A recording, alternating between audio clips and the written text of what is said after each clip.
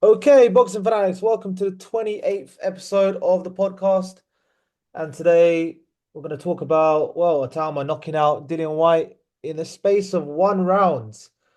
Oscar, when we done that preview and prediction, I think it was last week or wherever it was, I picked second round. And I have to be honest, like after I picked second round, I was actually a bit nervous because I was thinking that's a bit bold, second round pick when I think about it, because Dillian Whyte, he's experienced and he came into shape and some people were picking Dillian Whyte to prove the upset and stuff. And after in the first 30 seconds, I was actually, oh, Dillian Whyte looks sharp. But then it didn't take long before Itauma basically just started to light him up like a Christmas tree. I mean, what a knockout. Beautiful combination punching, so fast, so fluid.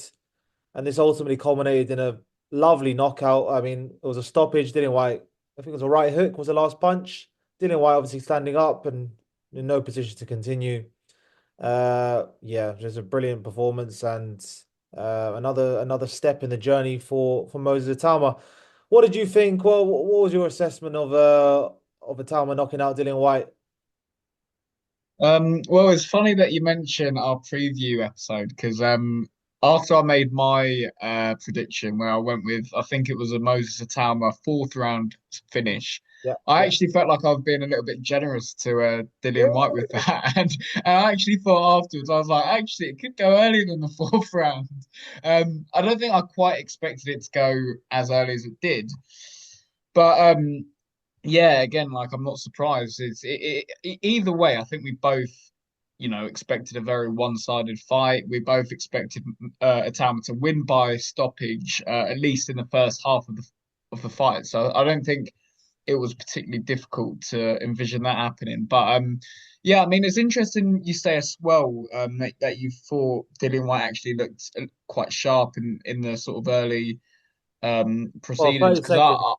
Yeah. yeah, in the sort of first bit, because I kind of looked at White, and I know a lot's been made of his ring walk, where I think a few people were saying he looked like he was carrying a leg injury or a foot injury or whatever, Yeah. and the fact that he just looked like he wasn't at the races sort of straight away. He kind of didn't have that fire in his eyes. And when you compare that to Moses Itauma, obviously he clearly didn't. But I actually looked at a couple of their early exchanges, and I thought that it was only going to head in one direction. I think at that point, as soon as I saw uh, Moses Itauma let his hand go even a little bit, I was like, this is just going to be a complete demolition job. Because I don't know if you found it, but like Dillian Whyte, he just looked so old in the ring. Like obviously he's 37, so I think we were all kind of expecting that. But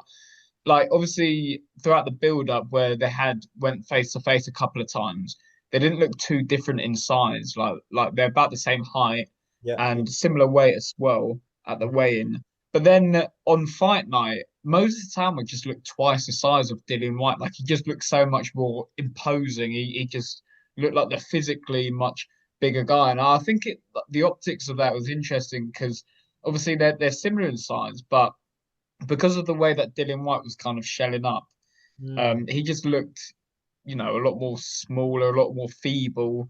mm. He looked his age is the best thing I can say for him. I think he really did look like a 37-year-old man. And obviously, I'd seen as well a lot of people saying, well, not a lot of people, but a few comments Mm. ahead of that fight saying, "Oh, don't read too much into the Ebenezer Tete performance." A Mm. few Oh, people were yeah. saying like, "Oh, like he's going to be different against the Tama because he's actually up for this. Like he's lost a bit of weight and stuff."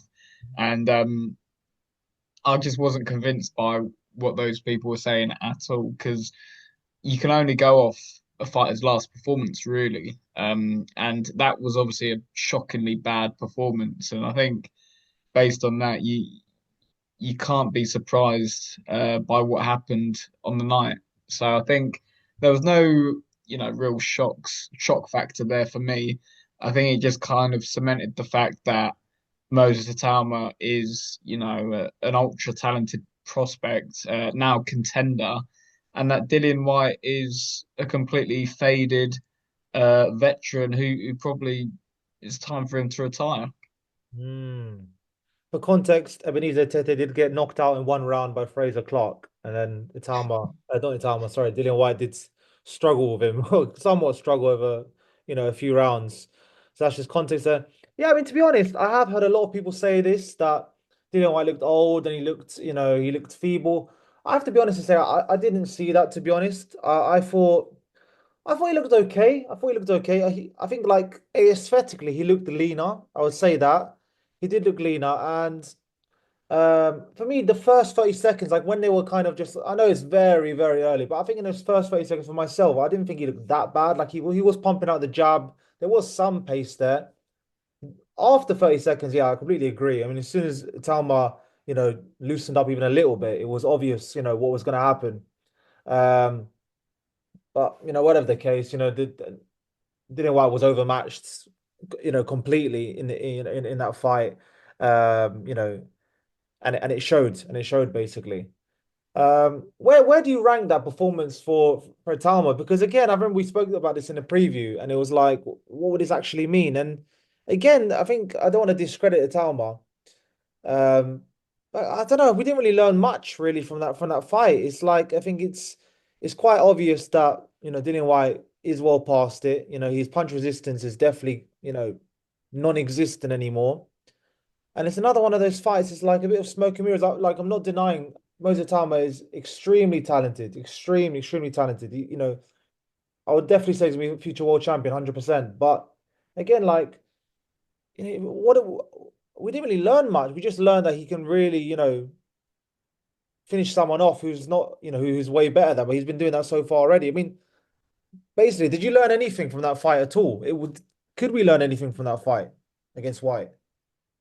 No, and we kind of said that in the preview episode. I think we both kind of came to the agreement that although it's, a fight that Frank Warren, his promoter, can obviously spin into something that it's not in terms of just, glorifying the fact that Itama scored a first round stoppage over Dillian Whyte. Obviously, that sounds great on paper, but we all know what led up to that moment. We all saw Dillian Whyte against Ebenezer Tete, and we obviously know all about Itama and about his credentials as a really promising talent in the sport. So, yeah, I mean, if I'm honest, like I think Dillian Whyte was, very cleverly selected as an opponent. One that can kind of garner a bit more of a mainstream audience, I think, because Yeah. obviously that fight got a lot of good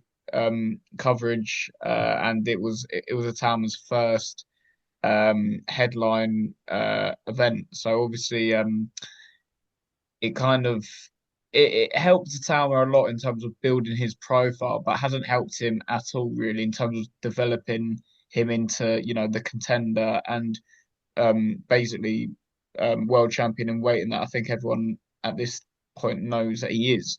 So I Mhm. think me personally, I would have liked to have seen maybe a lesser name, but more of a durable opponent. Like someone that could give him a few rounds. I know someone like a Jermaine Franklin has been mentioned, and obviously he's fighting Ivan Ditchko now on the Canelo Crawford undercard. But he was mentioned by Talma himself as a potential opponent even after Dillian Whyte. And I think someone like him, obviously he's got a fight coming up now, but doesn't give you that name value, doesn't really bring a lot of eyeballs to the fight. But in terms of his development, I think, a fight like that would be much more appealing from my perspective because we all know Atama's a monstrous puncher and he's an explosive finisher and all the rest of it. But I would like to see Atama go at least past the fifth or sixth round against a guy who's sturdy, who knows his way around the ring. I'm not saying Dillian Whyte wasn't is not that, but obviously he's so faded to the point that he offers virtually no resistance, as you say. So you know, I think before I know they're talking about obviously Alexander Usyk, Joseph Parker, Ajit Kabayel. Mhm. Before he steps up to that level, I'd say the gap between Dillian Whyte and even like an Ajit Kabayel was pretty big. So like Mhm. I'm not saying Itama can't step up to that level now, but I think before he does, I'd like to see him, properly tested, really, because there are fighters out there who can test him. They might not be, known to a wider audience, but they can still do a good job of in terms of developing him as a top contender. So I'd like to see a bit more of a kind of, I don't know, like kind of sensible bit of matchmaking from his promoter and um just see what he's made of, really, because I think we all have a good idea as to how Itama would do in that situation where he is put to the test, but we're not gonna know until we see it. So Yeah. yeah, I think for his next fight, I don't really care about these big names or anything. I just want to see him in there against, a sturdy operator.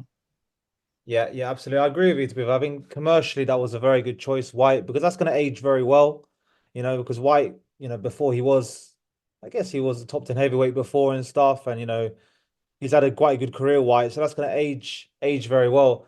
But I definitely get what you're saying. And to be honest, me personally, I'm really intrigued to see how Itama looks actually after 6, 7 rounds, because I think I mentioned this in the pod last week, but I'm a believer in like explosive punches. You can't be explosive for 12 rounds. That's my belief. I feel like your explosiveness is going to go down.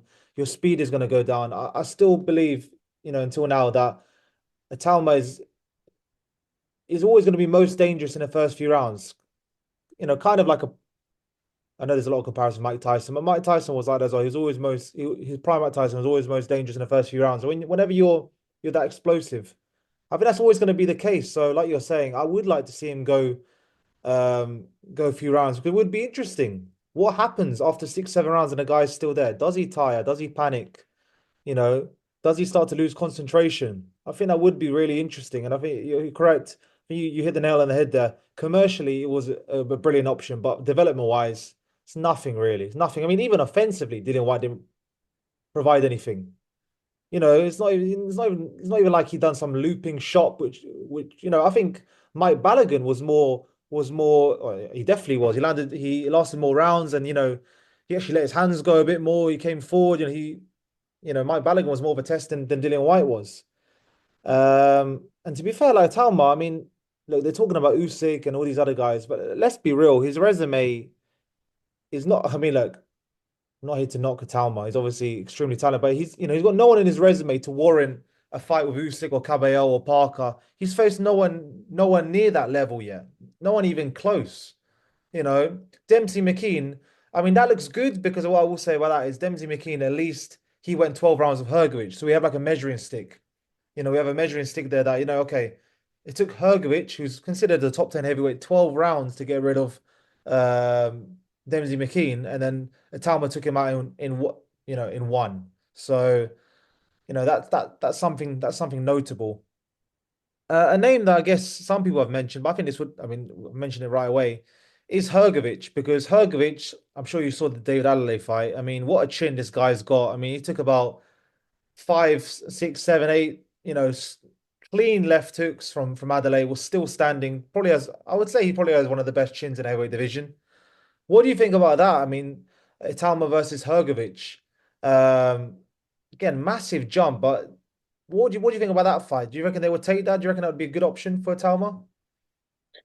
Yeah, I think that fight makes complete sense. The only problem is obviously Hrgovic suffered quite a nasty cut in that David Adelaide fight, so he's going to be out for a fair bit of time. And I think they're going to want to get Itama out maybe sort of around December time or at a push, sort of January time, early next year. So it all depends whether Hrgovic's cut is properly healed by that point.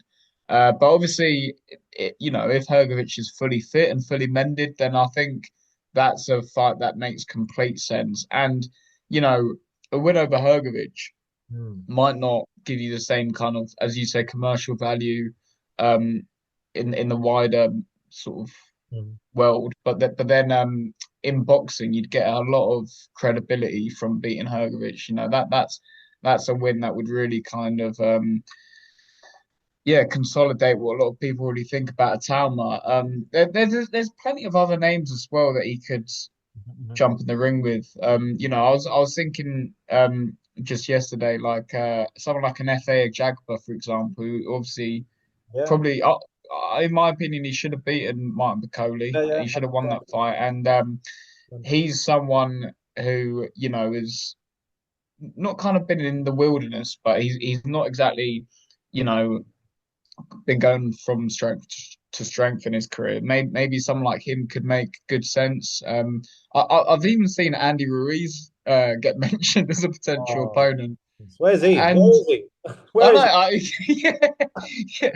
I mean, I think in terms of the durable factor, he'd definitely be a good one because obviously, when have you ever seen Andy Ruiz get hurt? I don't think he's ever got hurt, and he took a decent amount of punishment in that AJ rematch, I'd say. So maybe Andy Ruiz could be a good little test for Itama because obviously if he gets taken into, let's say, the championship rounds, then who knows what might happen? Because obviously we all know Ruiz has got deceptively good gas tank. So yeah, there's plenty of names like that, even like a Zile Zhang, someone like that. Because although he got stopped by Caballero, that was obviously because he got smashed to the body quite a bit, and in terms of his chin, Zhang's a very durable heavyweight indeed. So yeah, there's plenty of names out there. I quite like now that I'm thinking about it, I quite like the FA Jagba fight, even Bakole, to be fair. Even Bakole is a potential opponent. So there's loads of names out there. Those are some good options to be fair. I mean, Zhang obviously has got that Olympic pedigree, and I think because he's got that big left hand, Zhang. I mean, you would imagine the Tama would maybe be a bit more cautious, maybe have a bit more respect, because Zhang can time you pretty well. So that would be interesting. FA Jagger again, another big puncher. So it'd be interesting to see how Itama kind of approaches that because I would say FA Jagger was a massive puncher, actually, probably bigger than White or anyone he's faced. So I don't know if Itama would take that into account. Who else did you say? You said what was Andy it? Ruiz Jr. There we go, Andy Ruiz. Andy Ruiz. I mean, I don't want to go on a tangent here, but I've always thought he was very talented, Andy Ruiz, and I don't know what he's doing to be honest. I think it's a shame. But if that's the way to bring him back into the fold for a fight against Moses Itauma, I would love to see that personally. I don't know if that how likely that is. Andy Ruiz is very durable, as we know. Yeah, he's no, never been knocked out. I don't think so. No, I mean obviously AJ, that first fight, he was knocked down and he came back and against Miller, he took a lot of punishment as well. So very durable. That'd be a good option as well. So yeah, there are some names, but they're all massive jumps actually from what he's kind of faced at Talma. So but it has to be a big name next. It has to be. It can't be another one round blowout job. It just can't be because it's not doing a Talma any favors long term really. I was going to say quickly with Andy Ruiz Jr. That would also be good for Itama's profile because obviously in terms of like the British media, they'll be familiar with Ruiz from the two Joshua fights, and it'll Mhm. be like if he does a better job on Ruiz and Joshua. Obviously, we all know boxing doesn't work like this, Yeah. but it's the kind of narrative that you could spin in his favor. And a lot of the wider sports fans who, I still get friends who know nothing about boxing still like ask me a little bit like about Andy Ruiz Jr. because he obviously is really well Mm. known, especially among British Yeah. fans. Yeah. Yeah. So yeah, that's something that I think would work really well for Italian in terms of both his development as a top contender and his profile.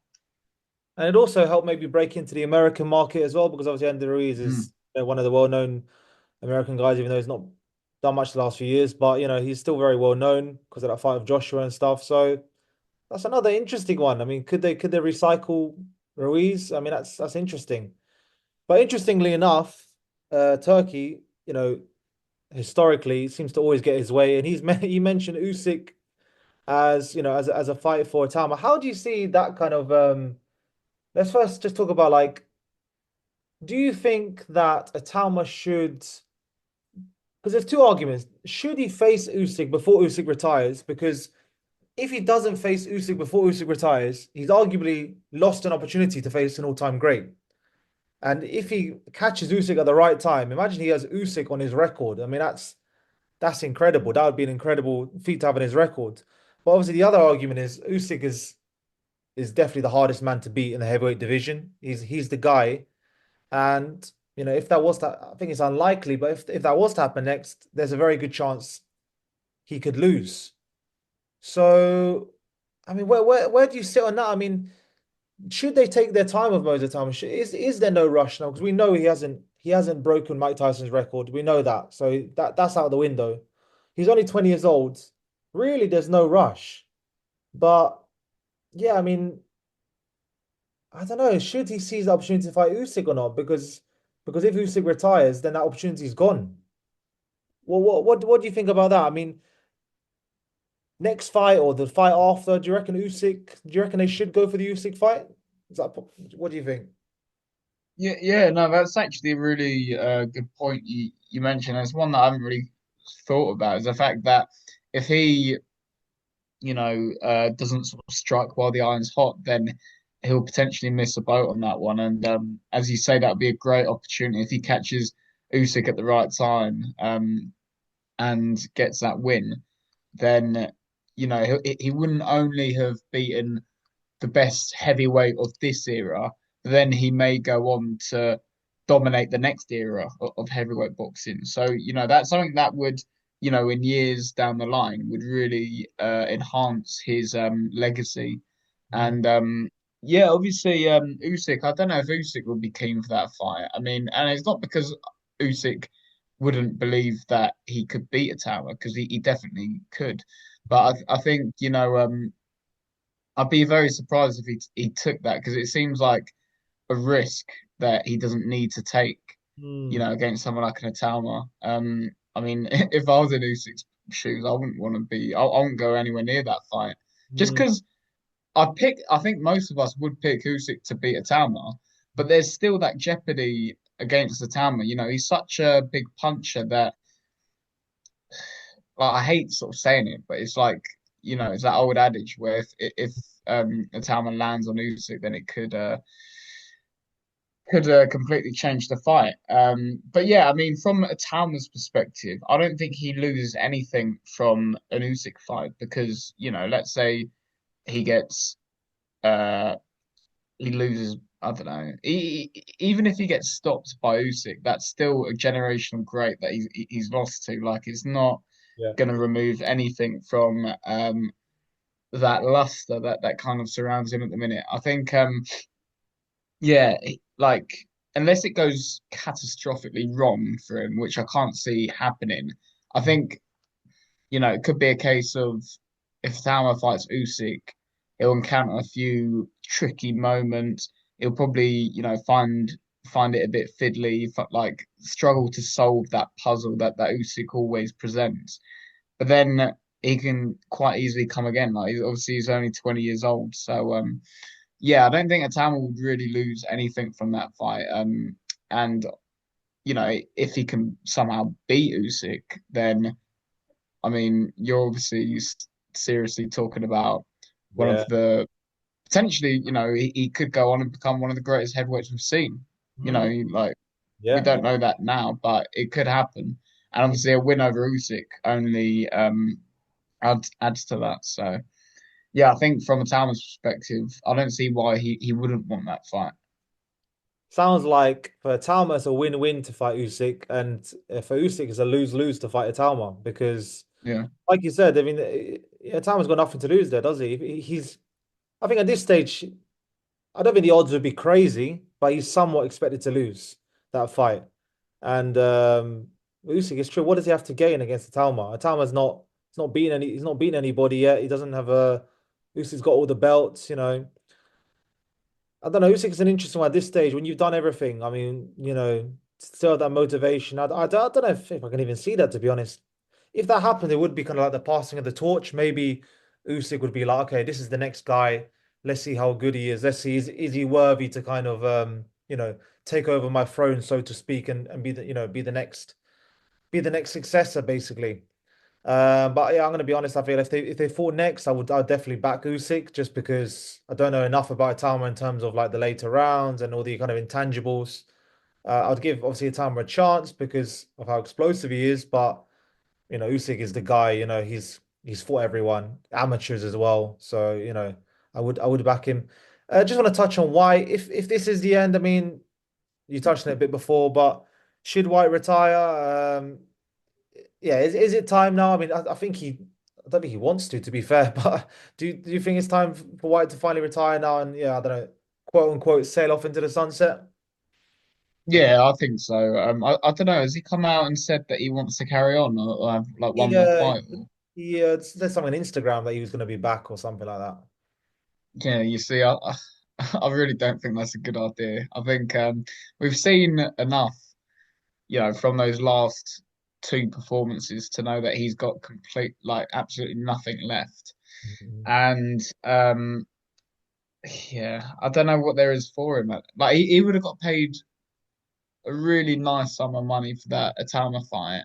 100%. He would have got paid really good money for a lot of his previous fights as well. So I don't know what he's doing it for. I mean, he must know that he can't compete at that level anymore. Like, surely he's aware of that in himself, or unless he's delusional enough to the point that he's actually convinced himself otherwise, that he thinks that loss to Asama was just a flash in the pan and that he'll come back stronger or something ridiculous like that. But it's yeah, I don't want to see him in the ring again. I think yeah, it'd be quite a concerning thought if White was to continue boxing. Well, they say, boxers are some of the most deluded people, and they need to be because to get to that level in such a tough sport. But I agree with you. I think like White's had a great career overall. He's had a great career. He's headlined at Wembley Stadium. I know he lost. He was a bit unlucky with Deontay Wilder and stuff. I think he deserved that fight. He might have even beaten Wilder. We don't even know. But he's made a lot of money. He's been a pay-per-view star. So I would like to see White retire. He's not going to mix it at the top level. I'm not sure if he could mix it at British level at the moment, to be honest. I think he is very, very past it. I would back a lot of guys to beat him at the moment. But he's had a great career and he definitely earned a lot of money, like you said, against Itauma. So as they say, retire. I forgot how it goes again, but yeah, don't let the sport retire you. And if he keeps fighting, that might happen. And no one wants to see that. All right, guys. Well, look, thanks a lot for listening as always. If you like this episode, please like, comment, subscribe, and yeah, we'll catch you on the next one. Cheers.